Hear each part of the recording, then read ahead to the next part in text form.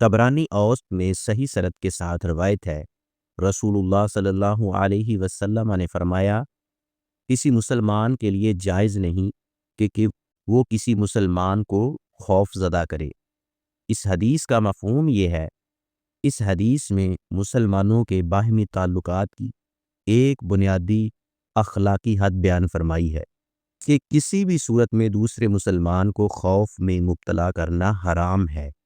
خوف زدہ کرنا صرف ہتھیار دکھانے تک محدود نہیں، بلکہ دھمکی دینا، ڈرانے والے پیغامات بھیجنا، جھوٹی خبریں پھیلانا یا طاقت کا ناجائز اظہار کرنا سبھی اس میں شامل ہے۔ کسی کو مذاق میں اچانک چیخنا یا ایسی حرکت کرنا جس سے انسان کا دل دہل جائے، یہ بھی اس ممانعت میں شامل ہے۔ سوشل میڈیا پر بلیک میلنگ، کردار کشی یا جھوٹے الزامات سے خوف پیدا کرنا بھی اس گناہ کی جدید صورتیں ہیں۔ مسلمان کا کردار امن و سکون دینے والا ہونا چاہیے، نہ کہ خوف پھیلانے والا۔